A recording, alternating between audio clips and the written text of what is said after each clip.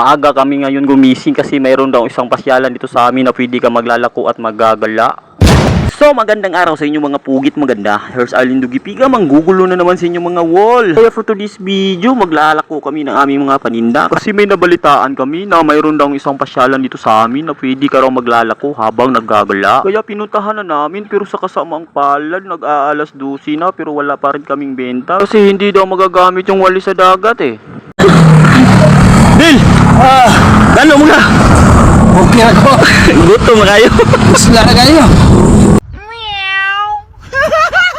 Kaya umalis na lang kami at lumipat ng ibang lugar kasi na-realize namin na mali pala yung prediction namin. Buti may naawa sa amin, si nanay. Binilhan niya kami ng 2 pirasong walis. Si daw yung isa ilagay niya sa loob ng kanyang bahay. At yung isa ibigay niya daw sa aso niya kasi wala na mangat-ngat at wala nang laruan yung aso niya. At maya-maya pa kumain na kami ni Rodel kasi kanina pa daw siya nagugutom. Kaya kumain na rin kami. Ito lang nga pala yung kinain namin kasi matubol yung bintahan ngayong araw kasi nagagala yung mga tao. Ganyan talaga yan kapag nagbi-business ka. Minsan meron, minsan wala. Kaya kailangan namin tanggapin kung ano mang dumating na blessing ngayong araw. Pagkatapos namin kumain, si Rodel dali-dali pumunta sa may talahiban kasi tinawagan daw siya ng tawag na tanghalan.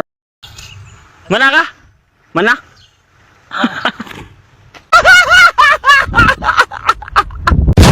Pagkatapos na kumanta ni Rodel sa tawag ng tanghalan, nag-aabang na kami na masasakyan pa uwi. Kasi kailangan na talaga namin umuwi kasi hapon na eh.